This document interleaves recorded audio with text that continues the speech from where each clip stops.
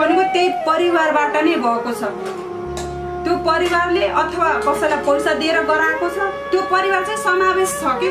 त्यो परिवारको सल्लाह अनि म त त्यस्तै गरेर म फाँसीमा चढ्ने हो कि म बाँच्नै सक्दिनँ। मेरो सरकारलाई पनि यही अनुरोध छ, सारा विश्वलाई मेरो यही अनुरोध छ।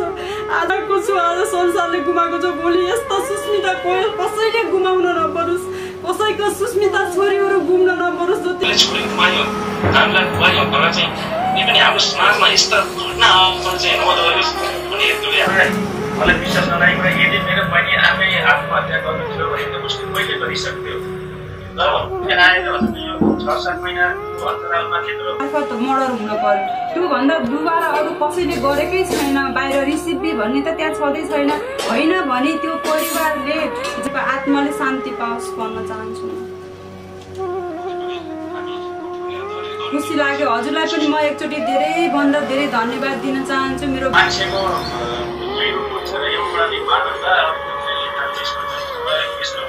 बहिनीको संस्कार जिउन पाउला हाम्रो बच्चीको लाइफ भनेर यो यस्तो पनि सोच हुँदैछ। किन यस्तो हुन्छ हाम्रो समाजमा?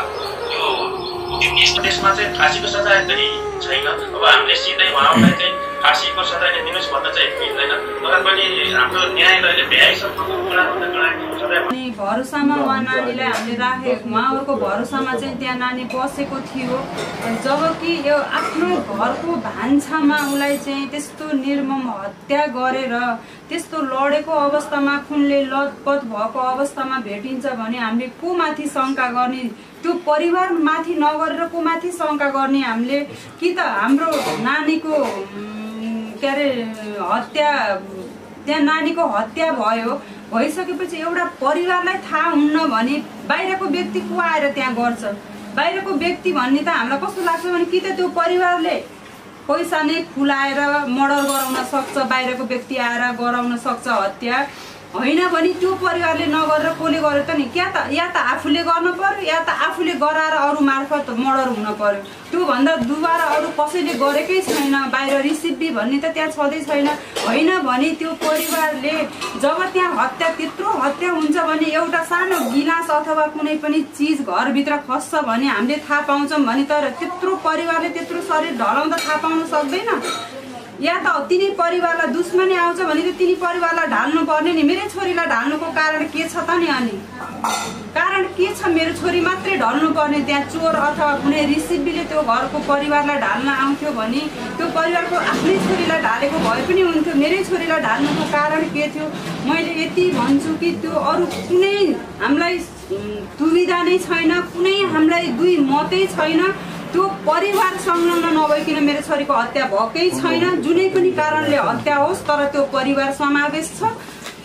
मलाई लाग्छ यो हत्या अरू कसैले गर्यो कि यो शङ्का, यो बिल्कुल हामीलाई बाहिर यो हाम्रो मनले क्वेसनै गर्दैन के। त्यो हत्या भनेको त्यही परिवारबाट नै भएको छ। त्यो परिवारले अथवा कसैलाई पैसा दिएर गराएको छ, त्यो परिवार चाहिँ समावेश छ के। त्यो परिवारको सल्लाह अनि म त नभइकन कुनै पनि कारणले हत्या हुन। मेरो छोरीको 6 महिना भएछ त्यहाँ बिहा भएर गएको। 6 महिनामा चाहिँ मेरो छोरीको दुश्मन त्यहाँ कोही पनि छैन। मेरो छोरीलाई चिन्दा पनि त्यति चिने छैन। अडोसी पडोसीले गुणगान मात्रै गाउँछ मेरो छोरीको। त्यस्तो बच्चा थियो मेरो।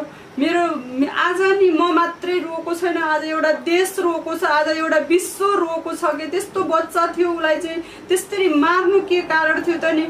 अगर उनीहरूले त्यस्तो सम्पत्ति, त्यस्तो लोभ थियो, मेरो छोरालाई खाली हात पठाइदिएको भए हुन्थ्यो। हामीलाई सिर्फ छोरी चाहिए थियो, हामीलाई त केही पनि चाहिए थिएन। हामीलाई दुःख सुख गरेर हामीले त्यो नानीलाई आजसम्म जसरी पालेका थियौँ हामीले भोलि पनि त्यसरी नै पाल्थ्यौँ।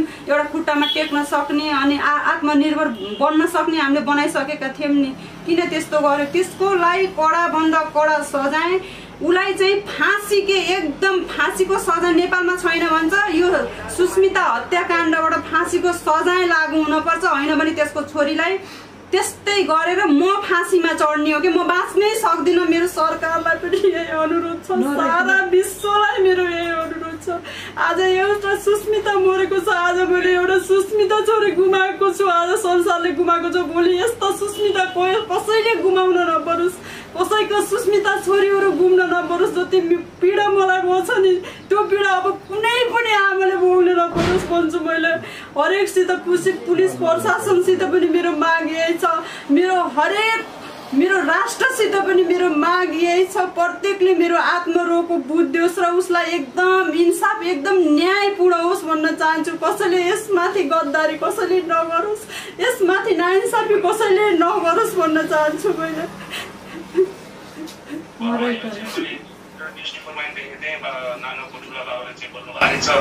पक्कै पनि यो सबैको ध्यान आकर्षण यसमा भएको छ। अहिले प्रशासनले यसमा काम गरिरहेको कारण धेरै हामी चाहिँ धेरै कुराहरू कोट्याउन यहाँ मिल्दैन।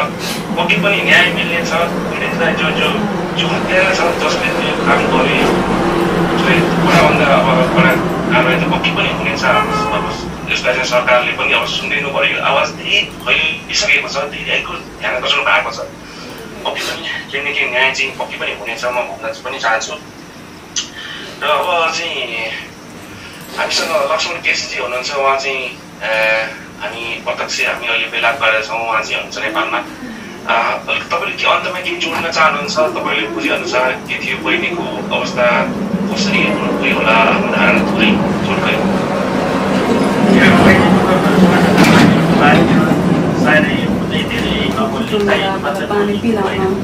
हजुर सबैलाई सम्मान गर्ने खालको थियो। अनि अब राम्रै परिवारमा दिदीलाई स्वीकार गरिसकेको र राम्रोसँग संस्कारमा ल्याउनु भएको यो मान्छेले यस्तो गर्नुपर्छ, यस्तो गर्नुपर्छ कुरा उसलाई मजाले थाहा थियो सबभन्दा पहिलो कुरा। अनि दोस्रो कुरा मलाई विश्वास नलागेको कुरा, यदि मेरो बहिनी आफै आत्महत्या गर्नु थियो भने त उसले पहिले गरिसक्थ्यो। तर त्यहाँ आएर हजुरको यो 6-7 महिनाको अन्तरालमा त्यत्रो एकले तड्केर बस्यो होला, उसको पीडा त उसैसँग छ नि। त्यहाँ परिवारसँग जोडिएर केही घरमा मैले घटना हुनु भनेको सोचै नसकेको घटना हो। मलाई त के लाग्छ मान्छे चाहिँ पैसाको लागि आवेशमा आएर यस्तो हत्या गर्छ, यस्तो हत्या गराउँछन्। तर वास्तवमा उसले के सोच्छ त्यो म यसबाट फुस्किन्छु र त्यो पैसालाई म खान पाउँला या आफ्नो सुख शान्तिले जिउन पाउँला, आफ्नो बचेको लाइफ भनेर यो यस्तो पनि सोच रहेछ। किन यस्तो हुन्छ हाम्रो समाजमा? यो यस्तो गरिसकेको यस्तो त सुख शान्ति पाउँदैन आफ्नो जीवन पर्छ होइन। एउटा चाहिँ यो कसरी सोच्छ मान्छेले चाहिँ म समझ्छु हाम्रो समाजमा तपाईँले के भन्न चाहनु? अब हजुरको यो मान्छेको दुई रूप हुन्छ। एउटा चाहिँ मानवता, अर्को चाहिँ राक्षस हुन्छ। यसमा हाम्रो बहिनीको संस्कार उहाँको शिक्षक पेसाबाट अवकाश दिनुभएको देख्छ। यो उहाँको परिवारमा मानवता थियो भने त मेरो बहिनीको आजको अवस्था हुने नै थिएन नि। सायद उहाँको मनमा त्यही पैसाप्रति अलिकति ईर्ष्या जागेर नै होला उहाँहरूले यस्तो हरकत गर्नु भएको मलाई त्यस्तै लाग्छ। पक्कै पनि दर्शकबिन यो थियो हामीले थोरै यो चाहिँ प्रत्यक्ष पीडित नानुको आमासँग हामी जोडिने प्रयास गऱ्यौँ। उहाँले सबै दुःख भोग्नु भएको छ। आमा छोरीको केही कुरा हुन्थ्यो बिचरा त्यो यो शोकात्मक समयमा उहाँले सबै कुरा गरिसक्नु भएको छ। प्रशासनलाई आएको छ उहाँले पक्कै पनि यसको सत्य तथ्य कुराहरू बाहिर ल्याउनु हुनेछ भन्ने हामी आशा गरौँ। धेरै ठाउँमा चाहिँ यो चाहिँ प्रचार प्रसार भइरहेको छ, धेरैले आवाज उठाइदिनु भएको छ, खुसी पनि लाग्छ।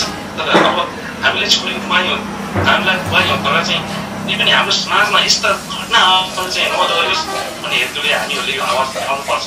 अब अन्त्यमा छु के कुराहरू भनिदिन चाहनुहुन्छ?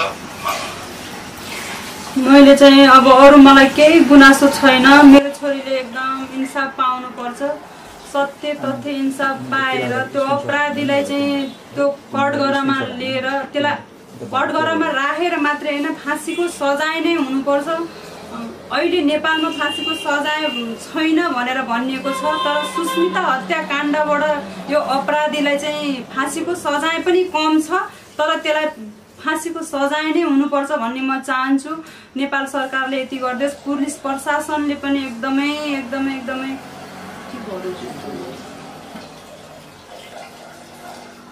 पुलिस प्रशासनले पनि एकदमै राम्रोसँग छानबिन गरेर गरिराख्नु भएको छ। मलाई एकदमै आशा छ, एकदमै सत्य गर्नुहुनेछ, सत्य तथ्य बाहिर ल्याउनु हुनेछ। म त्यही भरोसामा यो कपिलवस्तुमा उहाँहरूकै भरोसामा बसिरहेको छु। साँच्चै नै मेरो छोरीले न्याय पाउने छिन्, म त्यो भरोसामै छु।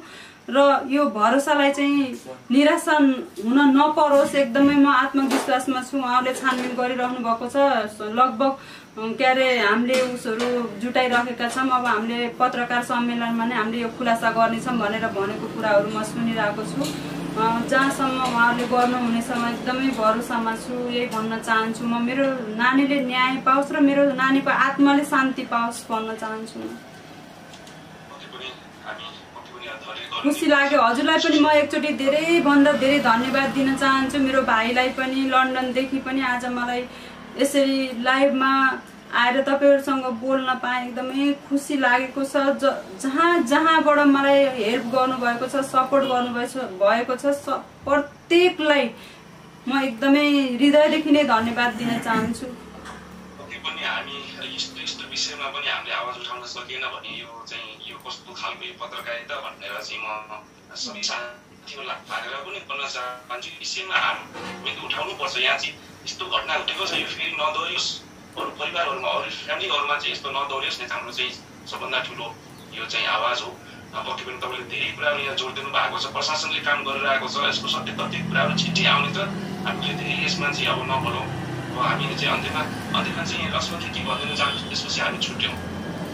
कतिपय कुरा त दिदीले भनिसक्नु भएको। हामीहरूको सबैभन्दा माग के हो भने यो घटनालाई तोडफोड नगरिकन सत्य तथ्य के हो गहिराइमाई गरेर पत्ता लगाएर जसले सजाय बनेको छ, जसले यो गलत काम गरेको छ उसलाई चाहिँ कडाभन्दा कडा सजाय होस्।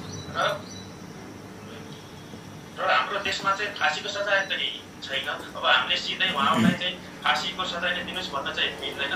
तर पनि हाम्रो न्यायालयले भ्याइसम्मको कडाभन्दा कडा सजाय उहाँलाई दिलाउन चाहिँ अब हामी सबैसँग आग्रह गर्दछौँ सर। धन्यवाद। पक्कै पनि दर्शकबिन यति बेलसम्म हामीलाई हेर्नुभयो। यो विषयलाई, यो भिडियोलाई सबैले सेयर गरिदिनु होला, सबैमा पुर्याउने प्रयास गर्नु होला। हामी चाहिँ अहिले चाहिँ प्रत्यक्ष नानुको भाइ र चाहिँ आमासँग जोड्यौँ। उहाँहरूले चाहिँ धेरै कुराहरू यहाँ बताइसक्नु भएको छ।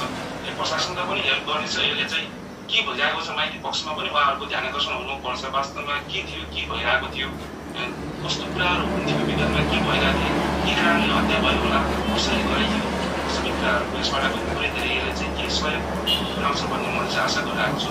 हस् त, नमस्कार। हस् त, ल दिदी राम्रोसँग होस् न, फेरि कुरा गर्दै रहौँ है त। आफ्नो ख्याल गर्नु।